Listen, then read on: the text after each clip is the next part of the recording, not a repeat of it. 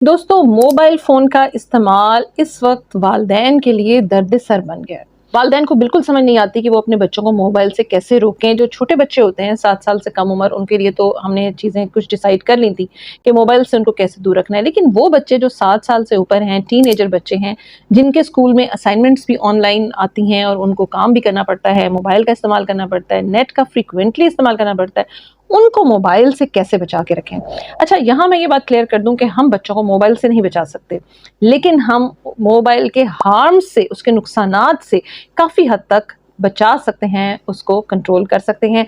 आज मैं आपसे 8 पॉइंट सिर्फ डिस्कस करूंगी जो आप अपनी लाइफ में इम्प्लीमेंट करेंगे। आप देखेंगे कि आपके बच्चे कैसे राह रास्त पे रहते हैं। आप अपने टीन एज बच्चे को मोबाइल ज़रूर लेके दें। बिल्कुल, उन्होंने असाइनमेंट्स करनी है, ऑनलाइन काम करना है, उन्होंने रिसर्च वर्क करना है, बहुत कुछ है जो कि अब ऑनलाइन शिफ्ट हो गया है। लेकिन आप उनको मोबाइल कभी ये कह के मत दें कि ये मैंने आपके लिए मोबाइल लिया है या ये आपका मोबाइल है। आप अपने बच्चों को कहें कि ये मेरा मोबाइल है, आपको मैं इस्तेमाल करने को दे रहा हूँ। ये एक साइकोलॉजिकल इफेक्ट। सोचें समझें, ये एक नफ्सियाती ट्रिक है जो आपने अपने बच्चों को लगाना है। उनको ओनरशिप नहीं देनी है। उनको कहना है कि ये मेरा मोबाइल है, आप इस्तेमाल करें और फिर मुझे वापस कर दें।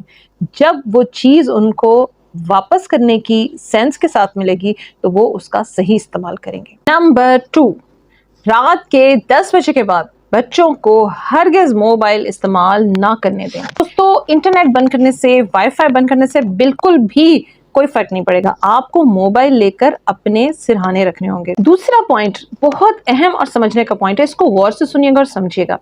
रात का वक्त शयातीन का टाइम होता है, इसमें तमाम शयातीन एक्टिव होते हैं और रात के वक्त इंसान इतना गुमराह होता है कि वो तमाम काम भी कर जाता है जो दिन की रोशनी में वो सोच भी नहीं सकता। इसीलिए हमारे मज़हब में इशा की नमाज के बाद बग़ैर किसी से बात किए सो जाने का हुक्म है।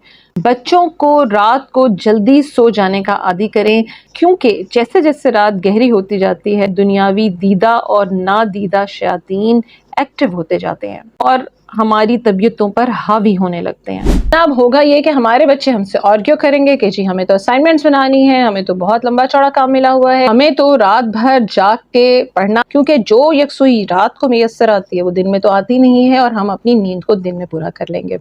इसके लिए एक बहुत शानदार टिप मैं आपको बताती हूँ कि आप अपने बच्चों को कहें, उनको समझाएं कि वो फजर से पहले उठें, वज़ू करें, नमाज पढ़ें और फजर के बाद वाले टाइम को पढ़ने के लिए रखें।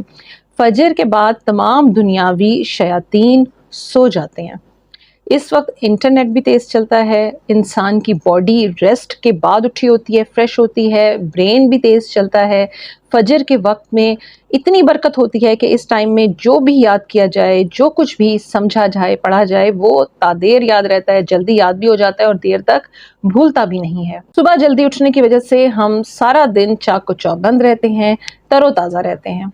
नंबर 4, अपने टीनेज बच्चों को जब भी मोबाइल दें तो उनको एक बात से मशरूत करके दें। उनसे कहें कि ठीक है वो मोबाइल का इस्तेमाल करें, लेकिन उन्हें कोई ना कोई एक ऑनलाइन स्किल भी सीखनी पड़ेगी।